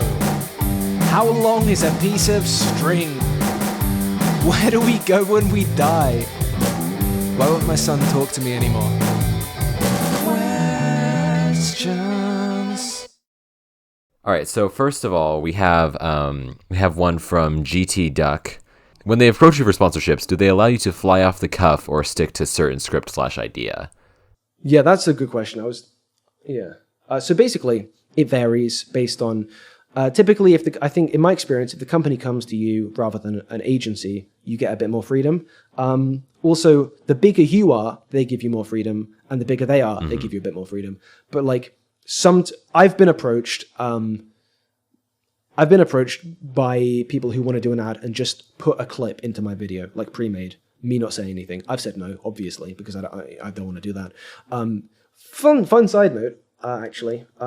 One time I got approached, like, short term. They were like, hey, we'll pay you really well for this. If in the next few days you can put out a video that has a 2 to 3 minute advert in the middle of it, advertising this upcoming Russian web series about a farm. Oh. There was a Russian web series about a farm, and I was kind of like, no, probably not, because this was like 2022. I was kind of like, I'm not going to put a 3 minute advert for a Russian web series in the middle of my video, and B, if I can't speak the language, I don't know if there's anything dicey in it. But yeah, sometimes they just want to put big things in your videos. And also, that's not exactly the same thing. Russia was kind of in hot water around that time. Not to say that they aren't ever not in hot water, but particularly in 2022. Exactly. So you got to be careful about those things. But so basically the way it tends to work at my level at the moment, at least, is you will have a document with talking points in it, and maybe it'll be like, okay, you have to include these 3 things and include any 2 of these 5 things and make your segue look like this and make it look like that. Sometimes it's less restrictive, sometimes it's more restrictive. As a general rule of thumb, like anytime you're watching a sponsorship and the creator says something or does something and you're a bit like, that was a strange thing to say. They didn't choose to say that. They had to. It's like that. These raid ads or anything like that. If they're like, it's like that Jenny Nicholson video thing where we talked about the Star Wars thing, where they said, the Star Wars, Hotel, the Star Wars Edge 2-night galactic cruiser. Yeah. No, it's the same principle for sure. Like in that raid advert I did, I probably said, I really like this faction. They're so cool, or like something like that. I had played the game. I obviously didn't do an advert without playing the game, but I didn't have a favorite character. I just, I played it for like 30 minutes, thought it was fine. I'll do the advert. But they were like, oh no, you have to talk about, you have to say this is a really cool thing. Or like in my Across the Grifterverse video, I did an ad for Aura. Cool product. Mm-hmm. It sounds like a cool product at any rate, because here's a well, I think this isn't a burning of a bridge. This is a slight charring of a bridge, but we've come to cross it, so it's fine. It's not out of our way. It's on our route. Basically, so Aura is like a all-in-one VPN, like digital security package, antivirus. Pretty reasonably priced. That sounds pretty cool, right? I agreed to do the ad, and I was doing the ad, and like I was like, okay, I'll install it, try it out, get some footage. So when I'm trying to make the ad, I'm trying to do it. I looked into it I read reviews. I knew it was on the up and up. I knew it was fine. I knew it was legit. I just hadn't installed it myself. When I come to do this, I find that Aura's gone to an agency who's selected me to do this ad, but you can't use it if you're outside the US. So I had no way of getting access. They were like, hey, here's access to this really cool product, which you also get as a perk of doing this ad. And also, you can talk about your experience or whatever.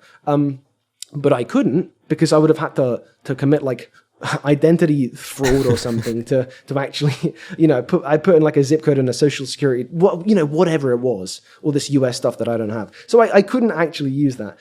So that was a bit weird. Why did you get me to do that ad? It's not like that's the bridge charring. Yeah, so it's not like necessarily a condemning of the company or anything or the products. Just like not at all. The product's great. I just would have been nice if I could use that in the thing. That's what happens when you've got the chain going from the company to the ad agency to me. There's going to be stuff like that. It's fine, whatever. But what was on the other side of that bridge, we just slightly charred, was in that advert. I'm talking about like digital privacy, and there's a bit where I'm like, I googled my name, and right there's my employment history and stuff, and it zooms into like all blurred out, obviously, me googling my name and it coming up on LinkedIn, and like I didn't like making that part of the advert, because obviously if you Google your name, LinkedIn coming up, that's a feature, not a bug. That's supposed to happen.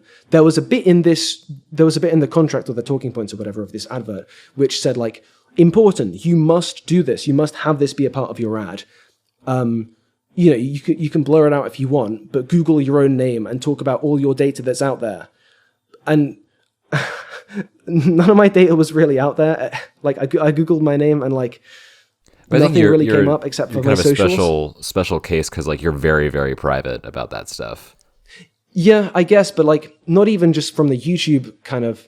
Maybe to a point, but like I think they weren't just going for like, I'm an influencer, you can find out who I am if I do this. I think it was just like as a general thing, like most people have stuff out there that you could find if you Googled it, and I didn't, but I had to put that in there. So like if you watch that ad, it kind of doesn't make sense that I'm using that as an example, because like obviously it's not an example of my digital security being lax. It's LinkedIn, it should come up, but it had to be in the advert because they had mandated that it be in the advert. So if you're watching an advert and there's something in there that you're a bit like, that's weird, why have they done that? That isn't the part of the advert where the creator's been able to use their creative license. That's the bit they've been forced to put in. But yeah, like I think it does vary. Like a lot of the bigger channels, obviously, they like, I'm thinking of Mapman, Jay Foreman, all their adverts are like elaborate skits and stuff. Yeah. There's actually a question about that. We could lead right into that. Okay. Honey asks, it's a bit of a long one. Certain YouTubers like to incorporate sketches into their sponsorships, like Mad JTV, a PokeTuber likes to do all his sponsorship ads as a sketch and dress up as Team Rocket member, and the script and for the ad is tailored to the sketch and stuff like that. So if you want to do a sketch like that, then what's the process for it? I imagine you need to get it approved beforehand and stuff. Have you ever considered making a sketch? So like I've not done this, in part because that kind of sketch is more a visual thing, and that's not something I'm doing currently. But like, an answer to that would be, I would be surprised if at my level, especially if it comes through an ad agency, that they'd be up for that. Like, I think that's something that a company that's more in touch with the creators it's reaching out to directly, they'd probably go for it, and you'd probably just like respond to the rep and be like, hey, I've got a fun idea for a sketch. Could I do it like this? And they'd be like, oh, let me talk to marketing, and yeah, okay, you can do it like that if you include these things, blah, blah, blah. So I think that would come with like the direct negotiation of something, but like, I think they would tend to have more faith in someone to do that if they were more kind of proven to be, like in numbers terms, like if they're reaching out to relatively smaller guys like me, I mean, I consider myself relatively smaller because in the terms of YouTube sponsorships, I think that's fair. I think in a lot of cases, in situations where you would just be like guy number 68 of 100 ad spots we've had to fill, like I wouldn't really get that creative license because they'd just be like, dude, just do the ad. just do the talking points. We sent you a contract, just do that. Yeah. But yeah, like the freedom you're allowed varies. You can get away with anything if you're big enough, I think. Yeah. Like I'm thinking of stuff like terrible writing advice. They have their this like ongoing story with all their sponsorships. And like the underlying story in those sponsorships is always that like the living embodiment of greed is trying to take over the universe and is using the sponsorships to do so, which just seems a bit dicey of a premise to include if you're not not like a well-established YouTuber like that. No, yeah, it's fun. I like it, but it's just how established you are and the company. Some of them, like I think Raid, to bring them up again, I think they have a rep for being a bit like, obviously they won't need to talk about your favorite hero and something, but like I think they have a rep that like they kind of don't mind if you get a bit more fun with it.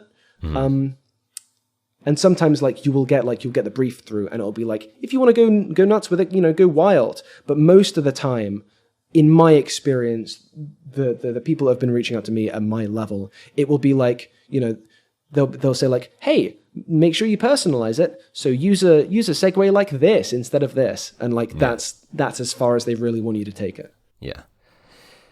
Well, that's actually good to know for me because I thought there was more freedom with that but I'll keep that in mind. I think, yeah, if you're talking to the company themselves or like, I think it's like,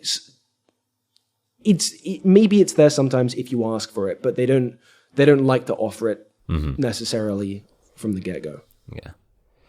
I kind of drew up like a sketch for my Patreon ad that I did for the Nextman video. I'm going to figure out a way to mention it every episode that we're working on. Don't worry. Yeah. And so I didn't really do a whole lot sketch-wise for that outside of just like presentation. So I guess it kind of depends. Obviously, I have the most creative control over that because I'm advertising myself. Yeah. You're advertising for yourself. You can do what you want. Yeah. Like the nearest thing I ever did to like a sketch was, I think in a Spider-Man No Way Home video, I did a Patreon spot for myself, and that was a bit of a sketch. There was like a alternate dimension, pillar of garbage, time travel, something like that. But like I've not tried to do anything like that with sponsors because like I kind of get the vibe they wouldn't go for it. But here's something. If you reach out to them, in my experience, I've done like a couple of things where I got it from me reached out to them. They were always so much more flexible and like. Yeah. So like, oh, you want to advertise for us? If you go that way around. Yeah.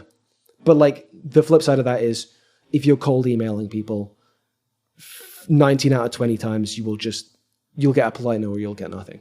Yeah. Not Quite Cool has like a little list of questions, so I probably won't do all of them because I think we answered some of them already. Okay. But there's one that is how much say do you have on like where the ad read goes? I'm assuming that's referring to like where in the video it goes. Well, where in the video, yeah. So that's one we could look at. Okay, that's an interesting one. Yeah, like so obviously from my point of view, I would prefer it to be, ideally it would be at the video's end because then it interferes the least with the pacing, right?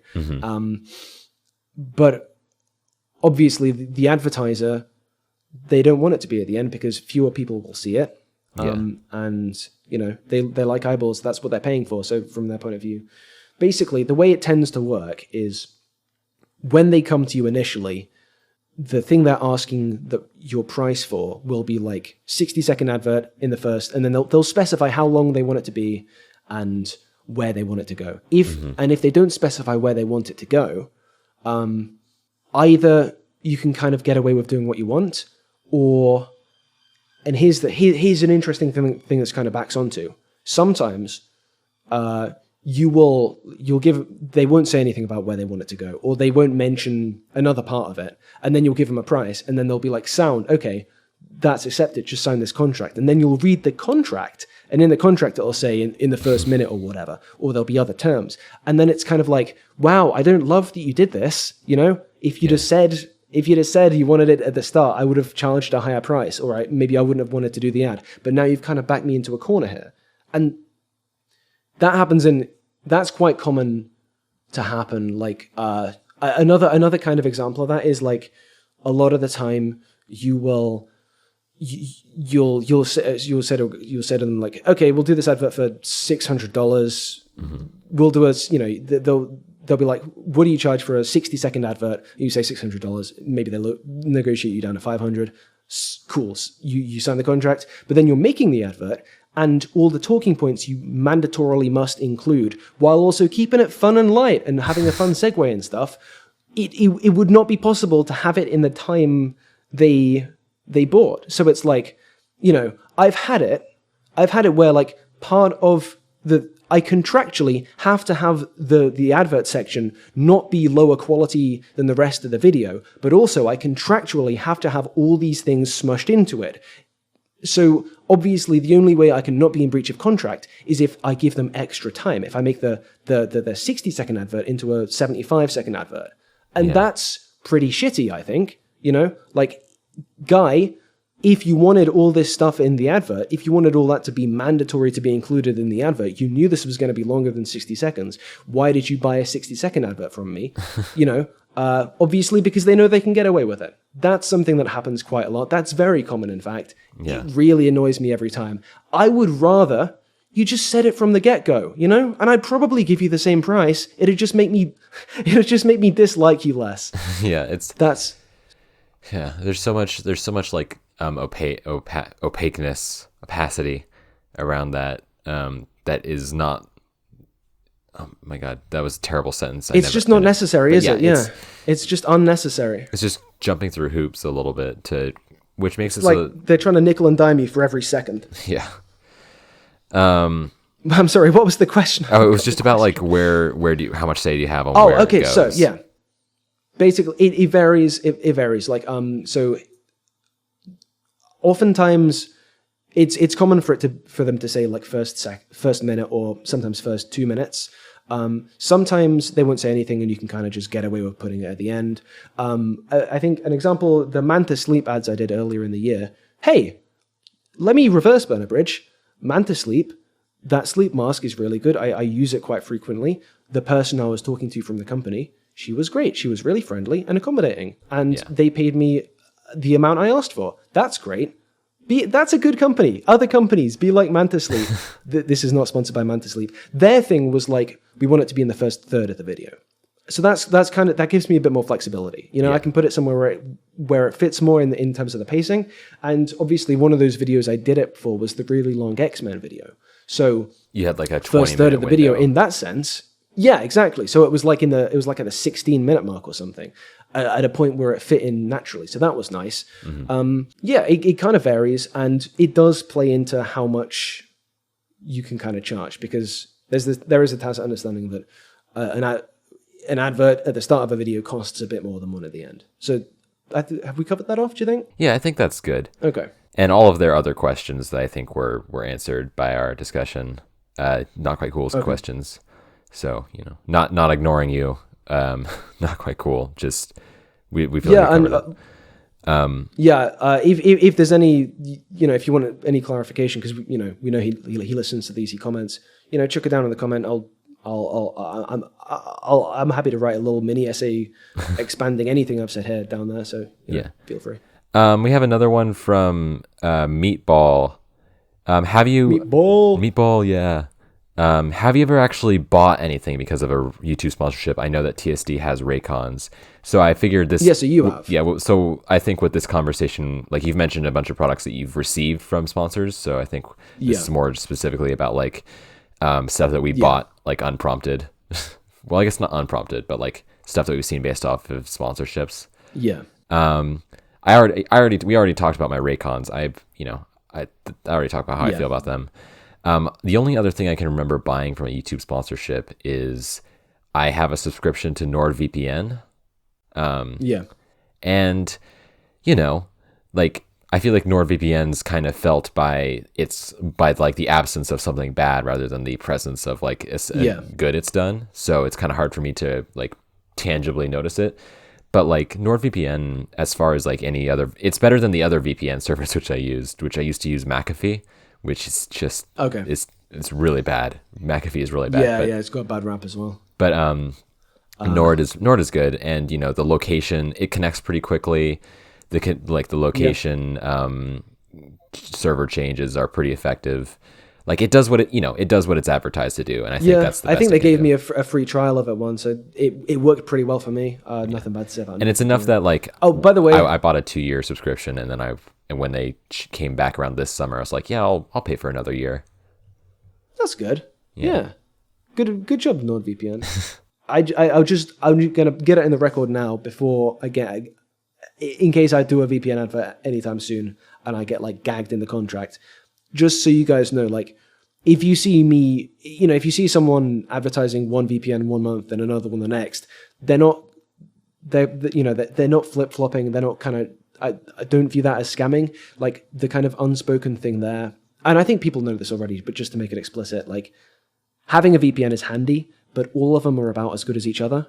Mm-hmm. So like, the way I view it when I've done advertise different VPNs in like a 6-month span myself is like I'm just kind of advertising, these guys are giving you this deal for a VPN at this point, these guys are giving you this deal, it's like just get any of them, they're all good. So like that's what that is. I think me personally on this question though, I think the only thing I've ever bought, and it's not a physical thing, but I've got a Nebula sub. I can't remember who I got that through. It must have been Nando or Jacob Giller or someone like that.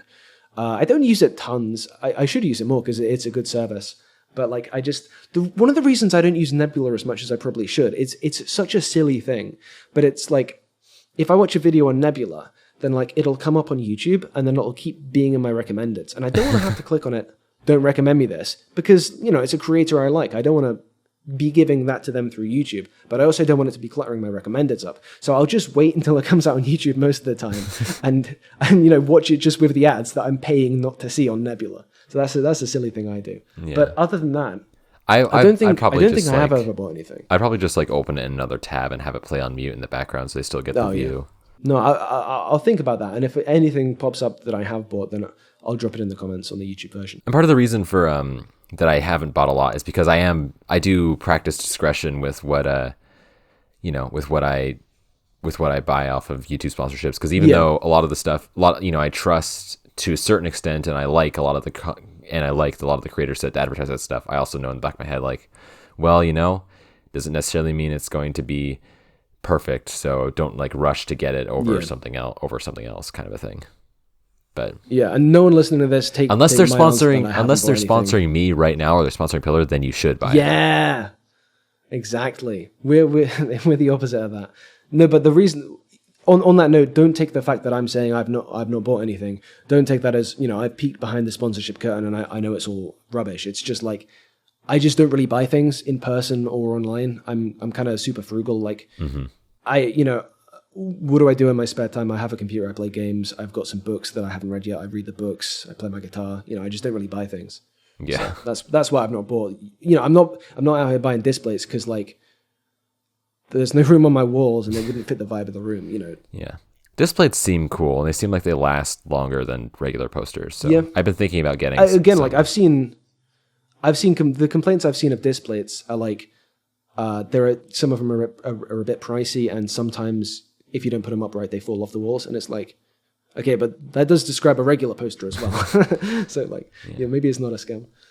And I have one more from about the that's from this section. That's from Adam Myers. What are your favorite sponsors? Adam Myers? Yeah, friend of the podcast, Adam Myers. What are your favorite sponsors to work with and why? I think we kind of covered this, but not really. Yeah, I guess like we could take it to a kind of more abstract place and say like the ideal sponsor, right? We could talk about the ideal sponsor because like we've talked about, I've said like Raycon were good to work with, Mantis Sleep were good to work with, FlexiSpot, good product, not so great to work with. But like I think in terms of what is a good type of sponsor to work with is, I think if they sell a thing that, it's good if they send you a trial version of the thing digitally or like a thing to try out physically, like my Extra wallet, which I still use every day. Like I like if they if they have enough faith in their product that they give you a shot at it. That's nice. Honestly, for me, getting paid, like if they're a sponsor that pays more than average, like that's the least important thing, because it's more important to me in terms of like, and I'm sure this is the case for a lot of channels in my kind of neck of the woods, like size wise. The thing that's more valuable isn't like every now and then a bit more money from a sponsor. It's like, if I can build up a relationship with a sponsor, like I'm happy to get paid relatively less if I know it's a good product that I'm not going to regret advertising. And if like we have the relationship where it could be more of a regular thing, like less more is better than fewer randomly, right? So price wise, that's the least important part of it. Yeah. Gosh, you're so humble. Good product. You're so humble, Pillar. Yeah. You're so humble. I'm so in touch with my. Yeah. I don't know. Yeah, that kind of seems like also a nice person behind the desk typing me the emails. I will be so much more inclined to be, to put 110% into the sponsorship and like kind of, really, really shill it for all I'm worth if I'm treated like a human being. Because too often they don't do that, and that's not very nice. Yeah, like that seems to. Obviously, I'm speaking from my very limited experience, but that seems like that would be the better qualities to look for as well. Because like if you get paid a lot of money, that's nice, but if you're getting paid like boatloads of money, but at the same time they're just treating you like employee number 45, and you gotta shill out the coconut flavored eco killing stick for the today, then or if it's like Sheen or something. I've seen people taking Sheen sponsorship, or is it Sheen or Shine, whatever. I don't know which way you pronounce it, but I know what you're on about. Yeah, the fast fashion landfill dresses or whatever it is. Yeah.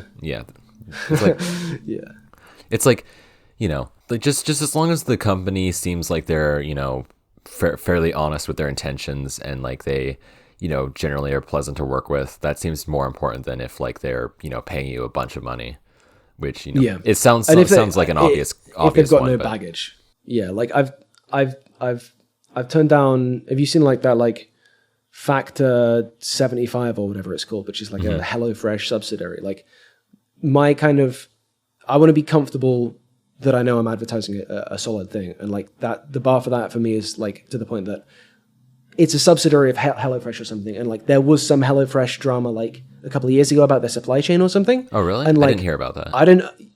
Yeah, it's like I think maybe.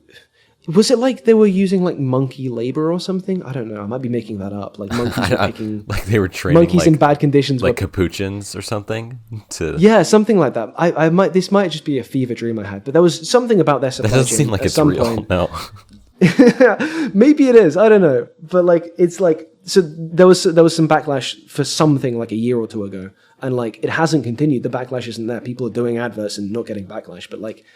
If something like that's happened with a sponsor in the past, I will only work with that sponsor if if there's been information that it's been dealt with, not that it's just kind of disappeared.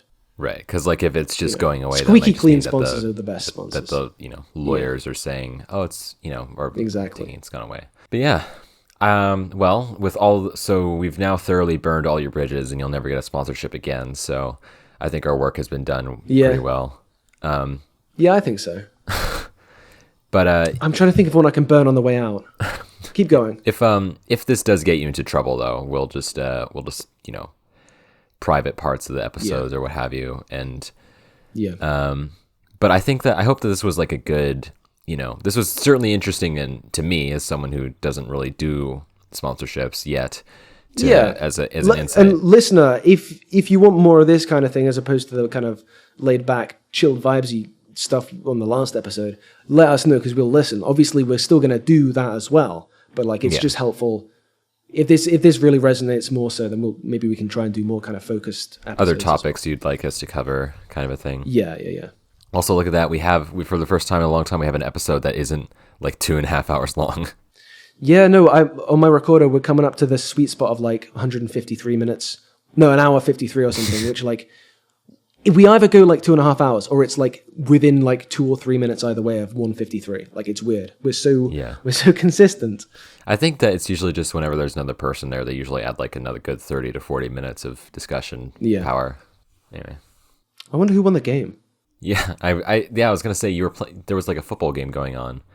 Yeah, there was a big, it was the Euros when we started recording this, but like I didn't hear any yelps, so I don't think anyone else scored, so England probably won, maybe? I don't know. Wow. This is more of a laid-back episode. Back next time, we'll be back to more of our regular format of Comment Corner, which we know you missed Comment Corner so much. Yeah. We know you're like on your hands and knees begging, please TSD and Pillar, please bring back Comment Corner next time. I don't know how I'll go on. So it will be back next time. And I guess if there isn't really anything else we want to bring up, we could probably just like do the conclusion. Yeah. Oh wait, can I just throw something else out there which isn't totally related, but so I was looking into before I did the Raycon advert, I was looking into like the criticisms people had of Raycon. And I ran across a couple of funny ones which illustrate just, how dedicated people are to being haters. One of them was like, it was like an R/audio files or headphones or something. It was like, don't buy Raycons are a scam. And it's like, the guy was like, I bought these Raycons because they said they were waterproof, and I wanted to wear them to listen to stuff when I was going in the shower, but they stopped working after a few weeks. And like, everyone in the comments was like, oh, such a scam. But then there was one guy like, well, they're not waterproof, they're water resistant. It says that on them, and it literally says on the box or on the leaflet or whatever, don't wear these in the shower, don't swim with them, they're not waterproof, they're water resistant. Yeah. So some guys just bought some, it's just rocked up in the shower, like spraying them down with water. Yeah, it's like that thing of like, humans are water resistant, but we can still drown. Yeah, exactly. And I think there was another one that was like, some guy was like, oh, Raycon they're not honoring my warranty. And it's like, 1,000 upvotes or whatever. And then deep down in the comments, if you check, he was past the warranty period. He just hoped they'd honor it anyway. Oh, really? Yeah. So, I think people are going to be haters. This episode is more of a sponsorship for Raycon than your actual sponsorship, it seems like. Yeah. No, we're being honest. The truth is, sometimes products are cool. Yeah. I love products. Product is great. I love to consume and purchase. All right. Well, I guess we'll see you around. It's kind of hard to find a natural conclusion for this outside of just like... Here's one. Tune back in a couple of weeks for episode 7 of the Pillar of Garbage podcast brought to you by Raycon. Yeah. Brought to you by Raycon. It was a surprise. It was a sneak sponsorship. No. Yeah. A little sneaky. All right. Well, thank you all so much for listening to this episode. We post new episodes every other Friday, so don't forget to follow us on whatever platform you're listening to us on. If you're on YouTube, toss us a like if you liked and comment if you had any thoughts. And if you're on any other podcast platform, leave us a review. No matter what platform you're on, feel free to share the show with anyone you think might like it. All of those help support the show and ensure future episodes. You can find Pillar on YouTube, Twitter, and Blue Sky Social, all under Pillar of Garbage and under the Raycon Shills section on their website. He also has a Discord server that should be linked in the description where you can have your very own questions on in the podcast Q&A channel read on the pod. You can find me on YouTube, TikTok, Instagram, and others, all under TSD Talks. We also both have Patreon pages that, among other cool perks, allow you to listen to episodes of this show early. Usually whenever we finish them, it kind of ranges. And with that out of the way, I'm TSD Talks. I am Pillar of Garbage, and I'm off to correct a spelling error in a thumbnail. And this has been the Pillar of Garbage podcast.